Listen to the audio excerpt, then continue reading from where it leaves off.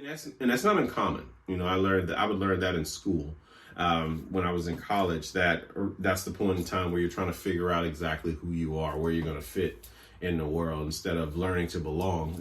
Most of us tend to focus on trying to fit in. Roll me, Mac.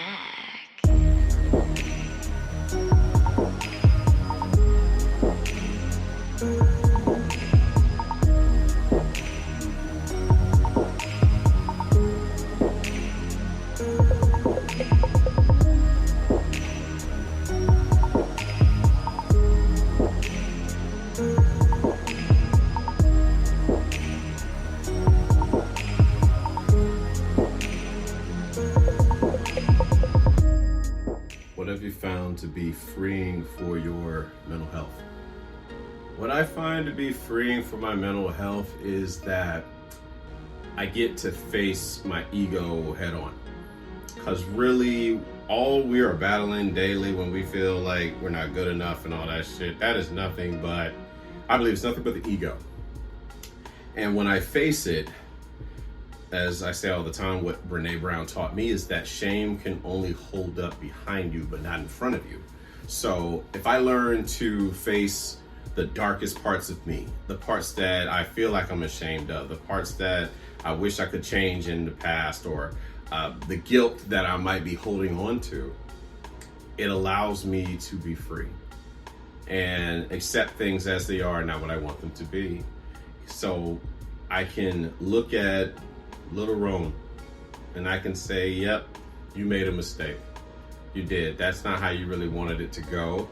That's not how you wanted that person to feel, but you did it. And you can say, I'm sorry, but changed behavior is the best apology in my mind. But I get to just release whatever it is that I'm holding on to, these thoughts. These are just thoughts, really. And when I release these thoughts, I'm able to just let that weight off. It's like journaling. And I find various ways to journal. I like to journal through this forum of doing Ask Rome episodes each time. It's very freeing for me. If I've had a week where there's just a lot going on that I'm trying to control and it's out of my control, I can come here and I can hold myself accountable and air myself out. Now, granted, commonly in a therapy office, it's just you and the therapist, but my listening ear are my listening ears, whoever's watching this show.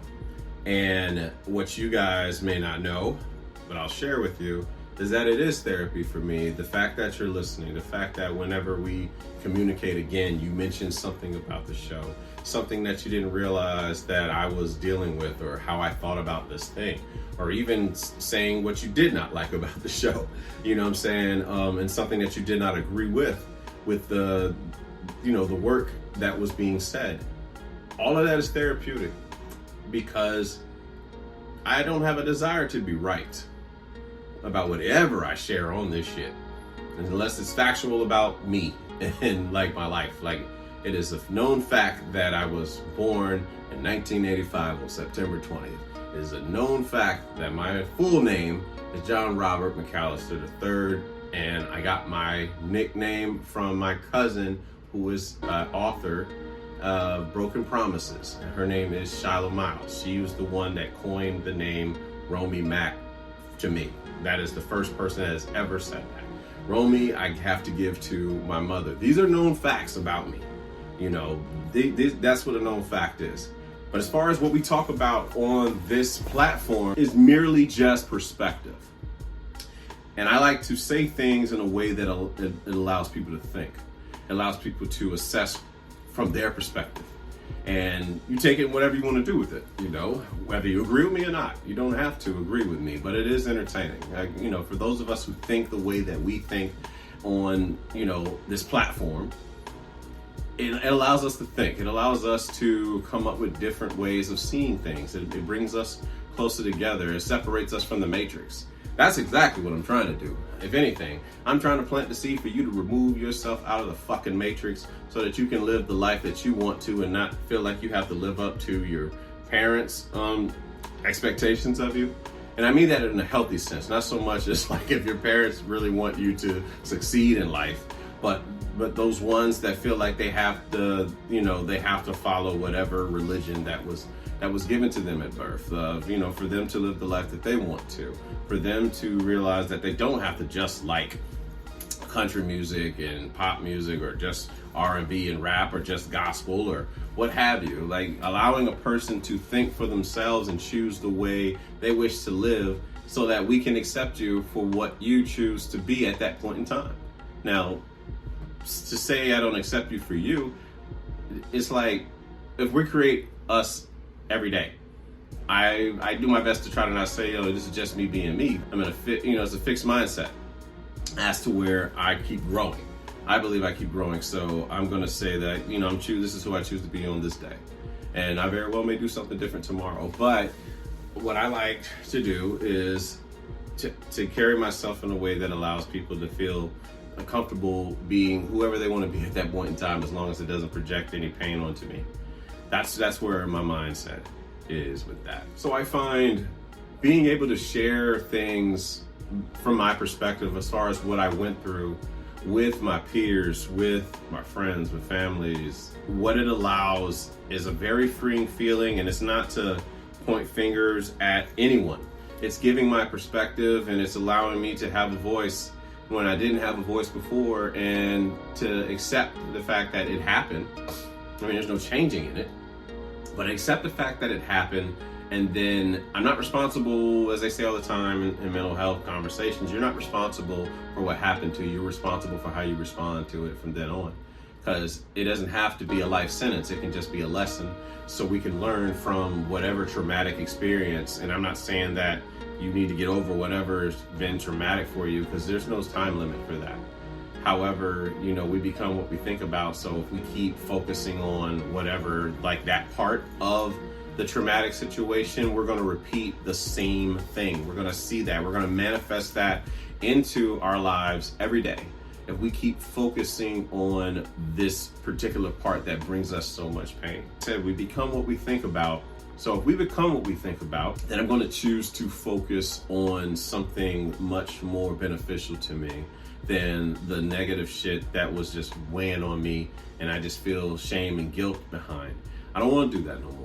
What I would like to do is just continuously try to project healing and sending positive energy out to the masses so that they can heal from whatever it is, man. The longer I live, the longer I realize how imperfect we all are. And the thing is, when you have your world shaken up by the imperfect people that were supposed to look after you, it can catch you off guard. It can traumatize you for a little bit. But to look at it past the pain that they were maybe projecting onto you, let's look at it from their perspective and what they were going through and how it was nothing personal.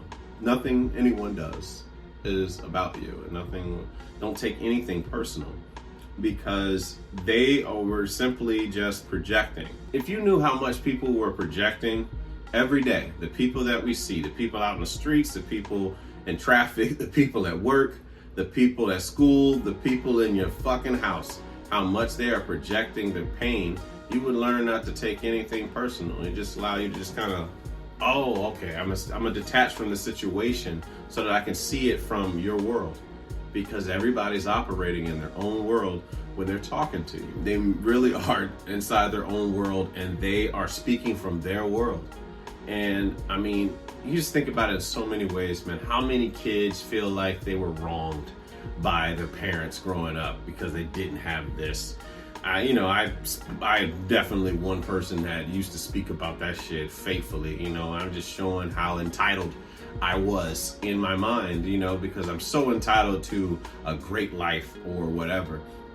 When parents, people can only give you what they have. And not to say you should be grateful for or live by a should or anything like that, but it's understanding that what you may have wanted from them, they didn't necessarily have, or know how to give, or know how to do. And in that sense, being grateful for what they did give you. There's certain things that they gave the best of what they had. but they were also flawed individuals who were going through pain. And perhaps they didn't have people there for their pain. And some people don't break the cycle. Some people will continue it on thinking that it's normal. And then what they do is project. They project their pain onto you. Now, when we're kids, we don't understand this shit. We don't understand this mental health stuff, spirituality, psychology, all that shit. All we know is that the individuals that is responsible for me did this to me. They projected this onto me. And they very well could have been just sleepwalking through their pain. And they projected. But now I'm not a kid no more. I'm old enough to where I can recognize that this person is in pain. And let me remove the label from them. Let me not say mom. Let me not say dad. Let me see human. And see this person that is projecting their pain onto me. But now I'm in a position where I don't have to be around that shit. I can love you from afar. I can love you from over here. I can, when you get a certain place where you know that your parents or cousins, brother, sister, even your kids, when you know that they're in a challenging spot, they're in a painful place, and whenever they come around you, they project their pain. You're a trigger for them, and when you tend to have conversations, it's only a couple minutes before the blow up. And we haven't figured out how to have this healthy conversation yet. Just understand we're human. And learning how to fight in conflict, learning how to fight in confrontation, learning to fight fair.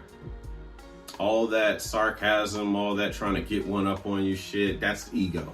The ego is not going to serve you in an argument unless it's about sports in a barbershop or at work or whatever. But when you're trying to mend things with your family or somebody that you value in your life, there's no room for the ego. There's no room to kind of point the finger. There is room to share your perspective on what you felt in the situation. And for us on the other side of it, to listen to you when you share your perspective and not dismiss you when you share your perspective, because it all boils down to the fraction of wanting to be seen, heard, and loved. So if I dismiss how you feel in this conversation, you're not going to want to listen to me. I don't believe that, So trying to find that courage to just be better from the inside and mentally get there to where you can forgive them for yourself. Not for them, but forgive them for yourself, so that you can move the fuck on, man, and stop reliving that horror movie that you directed. And whether that be them childhood horror movies that we all have and we keep seeing, especially if you have vivid imagery like I believe I do. I believe I have a very vivid photographic memory, and that's not just for the happy moments, for the for the fantasy, the Disney movies that you directed, but also the motherfucking thrillers, the mysteries, the horror movies that you direct. And I can control the film a little bit better these days by focusing on what I want to put into the movie that I'm directing. So I can choose to think about something that's more beneficial, or be around people that are more beneficial for my life, that complement my life, and avoid the unhappy and the unlucky. Be able to say it enough. I thank Robert Greene and Rich Cooper for bringing that to my life with that word, and changed my life for the better, man. To be able to say, I'm going to avoid the unhappy and unlucky. Those people that come around us and they just want to be a drain. They want to drag you down. They want to talk about how horrible their life is. And we're not trying to ignore the negativity. We acknowledge it, but we're not dwelling on it. There's a difference. You know what I'm saying? Use it for fuel. Don't use it as a means to stop. Use it as a means of fuel to move forward. We got to keep moving forward. When you in hell, don't sit in hell. Go through hell, so that you can create the heaven that you want. You sit in that hell all you want, it's just going to attract more hot ass people that love the heat, that love hell. Keep going through. Keep moving through fucking hell so that you can get to your heaven. And that's my mentality. That's my mentality that I want to share with you guys. But what I find to be very freeing about mental health is the ability to share my honest thoughts, the ability to share what I went through in a way that can be well received so that it can help somebody else that may be on a similar path.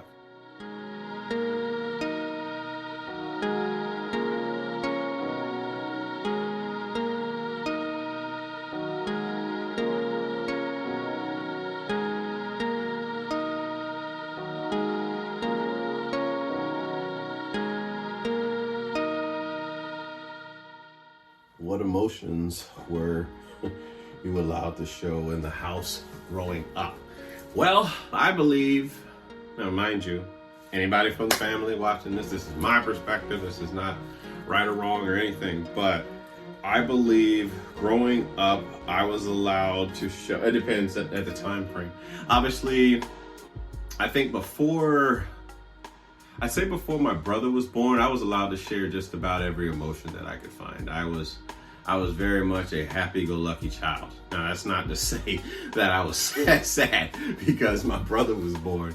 I was actually very happy. Don't get me wrong, you had your typical big brother, little brother, jealous of the attention being divided, going to, the kid that needed it the most because he was obviously a baby. But before my brother was born, I was able to share how happy I was. I was able to share how sad I was. I was consoled for it. I could show my anger, throw tantrums, lose my shit in a store. Like, oh yeah, that's a spoiled ass kid. Cuba, the Cuba days, leaving the Ninja Turtle arcade machine outside of the commissary and Navy Exchange in Gitmo.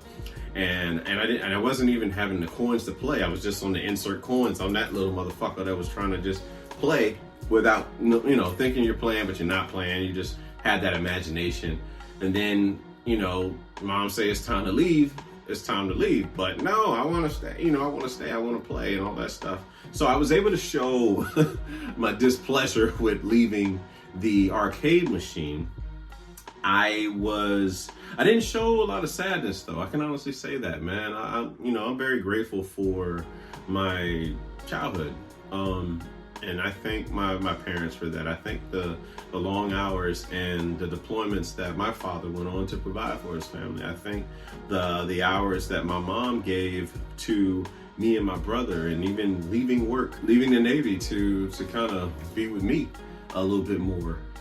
As a parent, those little things, what I'm saying? She may not discuss it, but it doesn't go unmentioned or unnoticed that these are the sacrifices that they made for us. But back to the story of, the emotions, at that point in time, I was able to show just about every other emotion. Now, as I got older, I believe that I was, well, you got that teenage shit.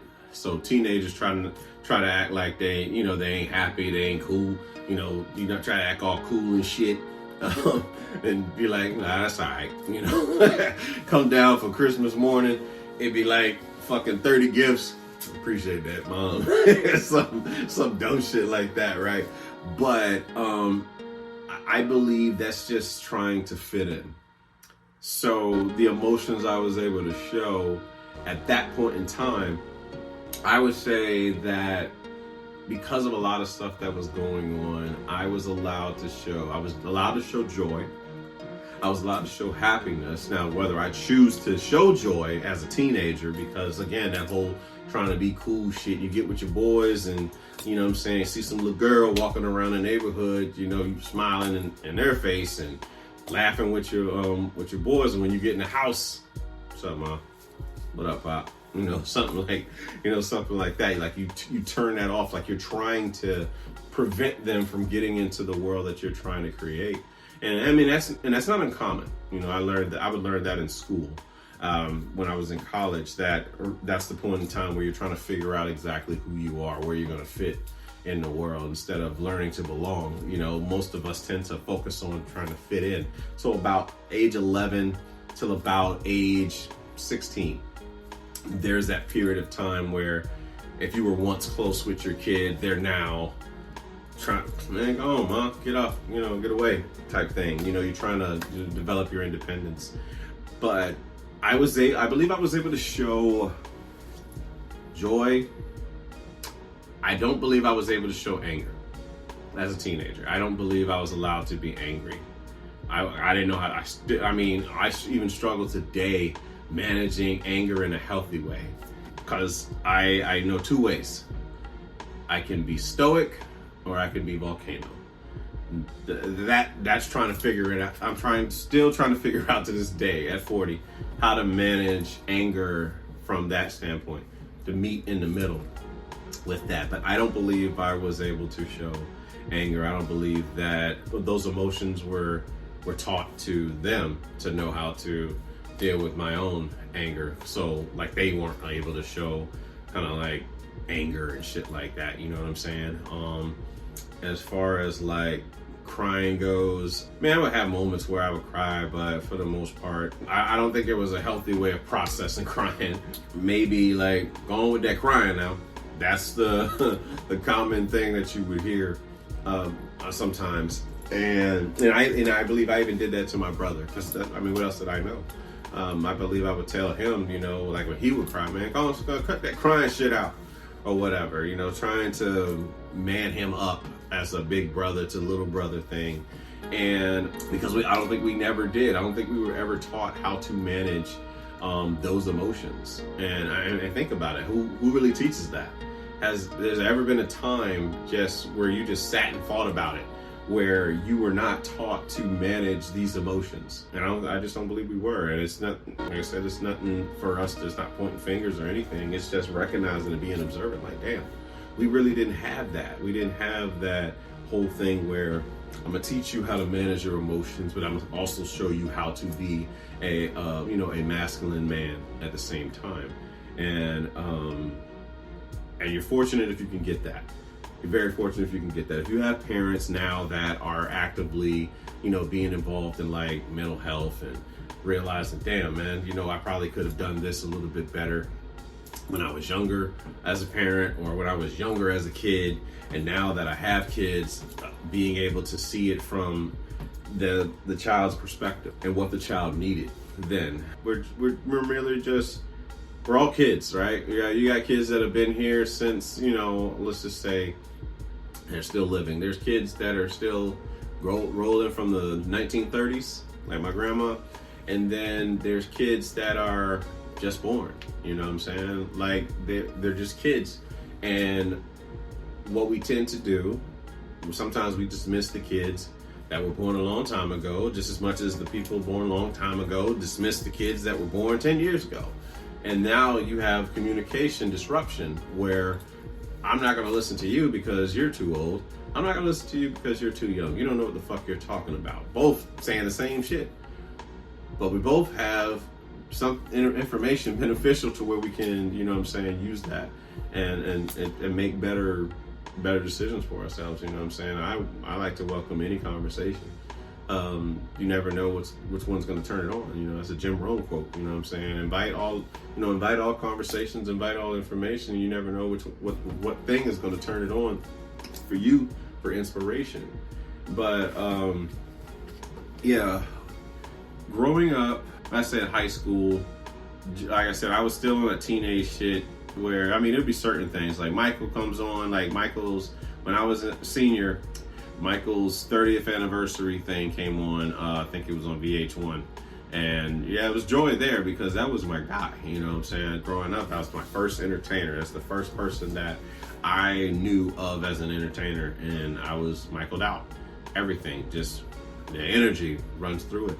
And even seeing that go through my kid, my daughter's the same way. She loves Michael. So, and my brother too. We all love Michael in various forms too, and like between the three of us, it's just so interesting how that goes. And even my cousin Richard too.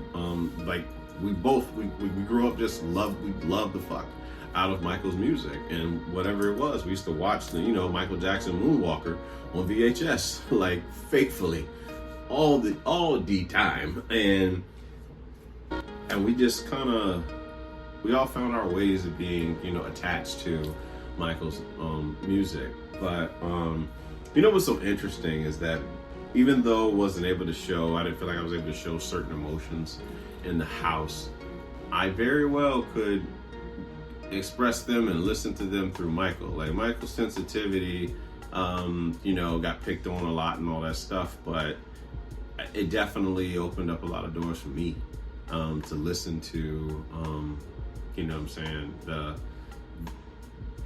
the way that he would express himself through song and shit. And it influenced me, for sure. Definitely influenced me. Like, why this nigga always crying? Like, she's out of my life, crying on stage. And then also at the end of Will You Be There, there's a lot of, I'm being very sensitive and crying on the record. And try to be all cool and shit, but for whatever reason, Michael has that respect, even to the hardest gangster, whatever you want to call it. The hardest person that has a love for Michael. And Michael allowed a lot of emotions to be excused around certain people. That much I can say of his impact, of his music, And so, like, growing up, like, at that teenage age, before leaving, to go to the Air Force, there was, you were allowed to show that you were happy, you were allowed to show joy, you were allowed to, you could be disappointed, but not angry. Angry, I believe it was more dismissed. If anything, if you showed anger, it was dismissed. It's like, all right, so whatever, that type of thing, would be commonly the response. And after a while, you get used to it, and then you start doing the shit to other people, and you dismiss how they feel, and it's, it's a snowball effect with that. And so it's just people who didn't know any better. That's how I look at it. But yeah, those emotions, like, you really weren't allowed to show much emotion. I think about it, we would make jokes, if anything. That was how we dismissed our emotions, by making jokes. We would make sarcasm, we would do passive aggressive shit, and that's how emotions would be expressed. And it's it's an immature, it's an emotionally immature way of doing it. But that's what we did. We would say passive aggressive shit. We would do sarcasm. We would try to clown one another and get one up on a person. But as far as like a healthy way of processing your emotion, there really wasn't much for that. But it's just learning, observation. I mean, I know for sure the people that I would meet after going to the Air Force, they taught me a lot about myself. They taught me a lot about sarcasm. Don't nobody teach you how to be a better person than your ex-girlfriends because of how much they have to deal with your ass, close up, especially when they want to try to have conflict resolution. And I've dismissed so many important conversations because I didn't know how to express myself. And the same in return too. I believe, we were 5-year-olds. The little, like the emotional, immature versions of us were in the room together, on the phone together, texting each other. And we came back to childhood where we were trying to get one up on the other person instead of seeing it as me and her versus the problem. It was me versus her. And that's mistakes. That's mistakes, man. Nothing to dwell on.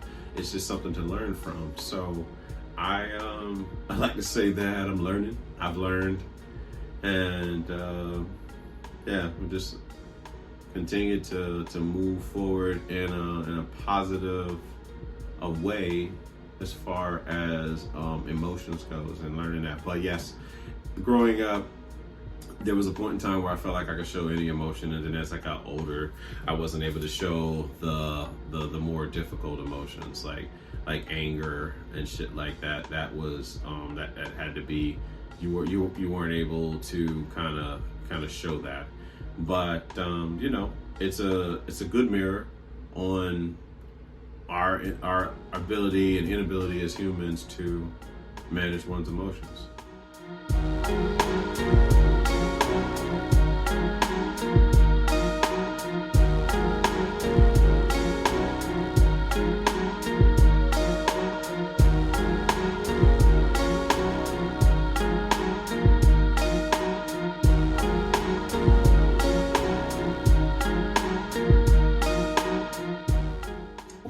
common phrase you heard from your parents growing up.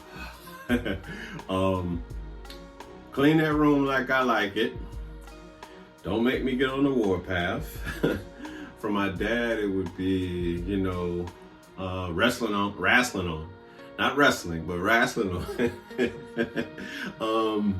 Go Greyhound, leave driving to us. If my dad was like doing good in like dominoes or a card game and he was busting your ass, that's like that's the way he talks shit. Is he say, go Greyhound and leave driving to us. This room looks like a pigsty. Yeah, this room looks like a pigsty. If you're going to church with me, you better get up and get dressed and get showered. Yeah, I think that's pretty much it. Those are the common phrases that I would hear growing up in my house.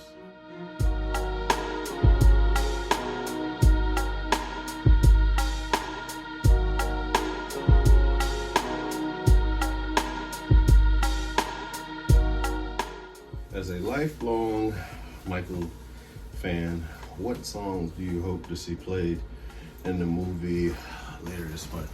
Well, Human Nature, number one. I think the usuals, these are the usual suspects for this Michael movie, I imagine. And start from chronological order. I Want You Back, ABC, I'll Be There, Stop the Love You Save, Dancing Machine, Can You Feel It? Hopefully Heartbreak Hotel. If not with his brothers, at least with him on stage, like when they talk about Bad. He's on Down the Road, hopefully with like Diana Ross. If I'm lucky, Sunset Driver, but that's wishful thinking. But I recommend people check out Sunset Driver by Michael Jackson. That is fire. That is one of the greatest songs to never make the album. Because Michael was a perfectionist, from my understanding. I don't know the man personally, but from my understanding, what people around him used to say, he was a perfectionist. Yeah, I would like to hear. I would love to hear someone Put Your Hand Out. That's another Michael record that is like a gem that didn't. It was supposed to have been on Bad, actually. It was either going to be on Bad or it was supposed to be on Dangerous. But Teddy Riley produced it. It is, so probably Dangerous because, yeah, Teddy wasn't around in the Bad time frame. So, but Dangerous. Dangerous, there's a few. They did a Dangerous concert. Hopefully they show a little bit of that in Bucharest. That was cool. But Jam, I Can't Let Her Get Away, Heal the World, Who Is It? That's one of my favorites by Michael. Is Who Is It? The melody, Teddy Riley really hooked that up. Michael beatboxing over the track too. Will You Be There? For those of us who grew up watching Free Willy, that song, was on the Free Willy soundtrack as well as the Dangerous album. Dangerous, the song itself, of course. Remember the Time. That'd be cool if to see the video and figure out who the hell is gonna play Eddie. That would be hilarious. Maybe Jay Farrell, they could get to play Eddie Murphy just for that little small bit of the show, of the movie. Thriller wise, the entire album, everything from I Wanna Be Starting Something, Baby Be Mine, The Girl Is Mine, Thriller, Beat It, Billie Jean, Human Nature, The Lady of My Life, and of course PYT. And I hope that they play the demo version of PYT. Like a lot of things that weren't very focused. You heard these unreleased songs, but the beginning of PYT sets up for Someone Put Your Hand Out, in a sense. Yeah, it is you can hear the melodies in between that. For Bad, there's so many visuals that can come with it.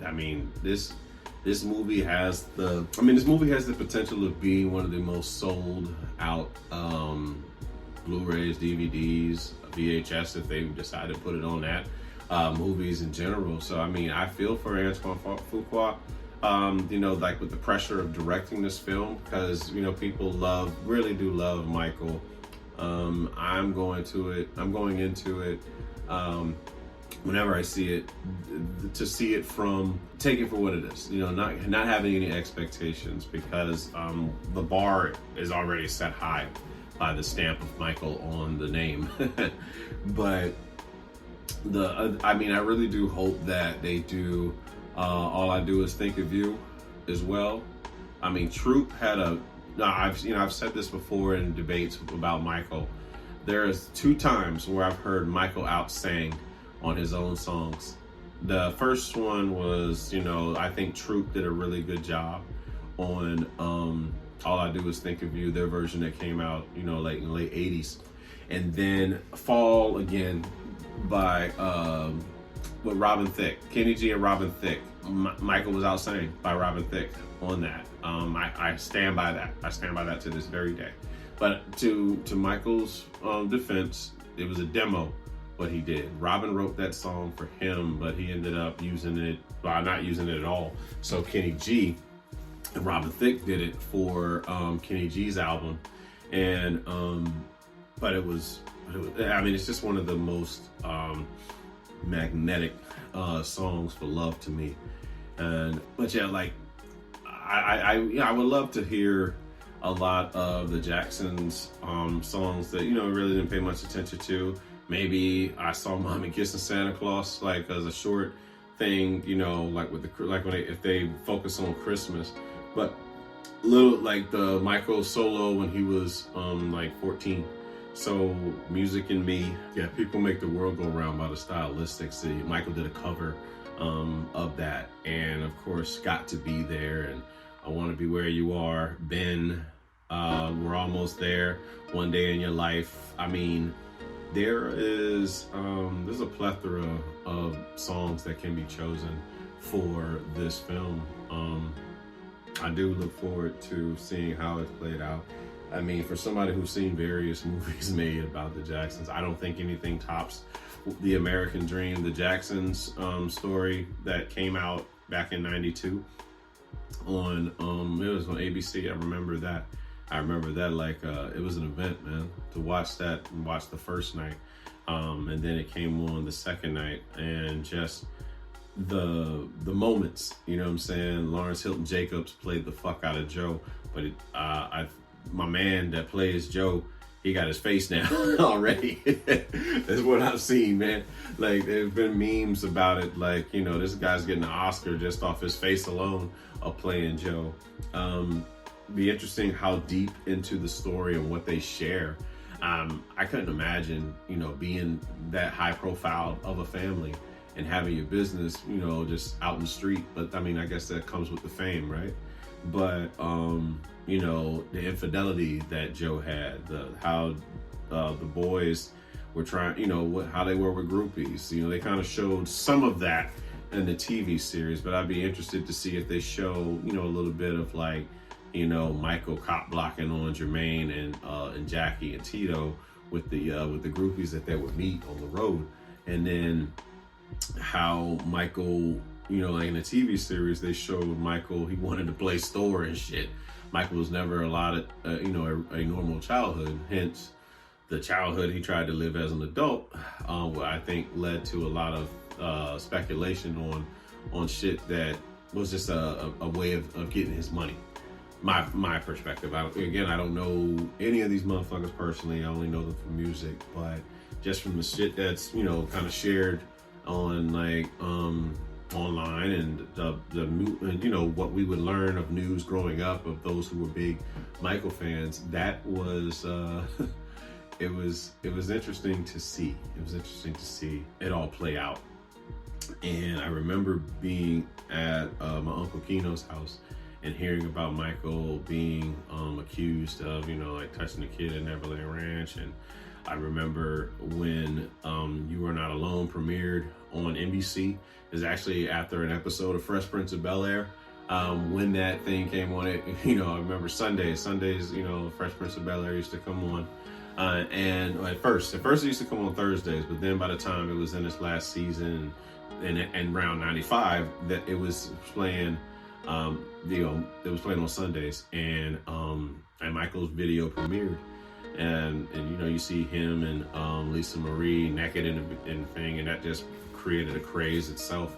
Thank God. Well, I mean, we didn't really, the internet wasn't as big as it was, It wasn't big back then the way that it is now, but people still talk. People definitely still talk. You know, I think Oprah had Michael and Lisa Marie on one time too. I still remember the moment when I learned that Michael was dying that day. Me and my boys were supposed to go see Transformers, the second one. We were headed to Southland Mall, but I don't know, I got word, said Michael was, you know, non-responsive and shit. And I'm literally like, no. You know, this is back when I'm attached to my artist. And I'm looking at the TV and I'm seeing like, they're showing UCLA hospital team and shit. And it was so much a confliction of information. TMZ had reported that Michael was dead before CNN or anybody. And this is back when TMZ wasn't, you know, they weren't that popular as far as celebrity news the way that they are today. But sure enough, man, I was like, nah.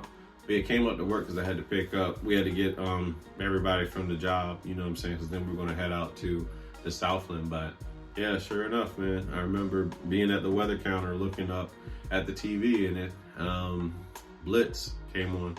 And he said, the man known as Michael Jackson has died. And it was silence in my head, you know, it sounds emotional and shit. But yeah, that was like, that's what I'm saying, like, I wasn't attached to a lot of entertainers, but Michael I was attached to. And that just, I don't know. I remember that feeling. I remember that feeling that day, and I was, yeah, I was pretty choked up. I was choked up that night when we got home. When I got home from watching Transformers 2. But, no, I look forward to it. And I do look forward to what it's going to be. I still stand by the fact that Human Nature is the greatest song by Michael Jackson that I've ever heard in my life. And I will stand by that as well. But that's enough. That's it. Yeah, we're pretty much, we're done with this episode. So again, thank you guys for listening as long as you do, as much as you do. And very grateful for the opportunity to come and speak my honest thoughts to you guys as well as to myself, because like I said, this is therapy for me. But be sure to like, subscribe, comment, share your timeline, do reviews on like iTunes to help the show, the algorithm and all that stuff. If you're watching from YouTube, hit like so that it can help out the algorithm and all of that stuff. Be sure to check out the shorts on the Ask Rome YouTube page, as well as the J.E.T.Sense Podcast Central page. You can follow that one as well for like vintage content. That's like when I literally started way back in 2016. There's still my very first show, J.E.T.Sense, before it got revamped to mental health stuff. You can catch all that that content on YouTube on the J.E.T.Sense Podcast Central. I'll leave it in the description of the show from here on out. But thank you again for your time. Very grateful for it. So I'm Roman Mac. This is Ask Rome, and I'm out. Good night, kids.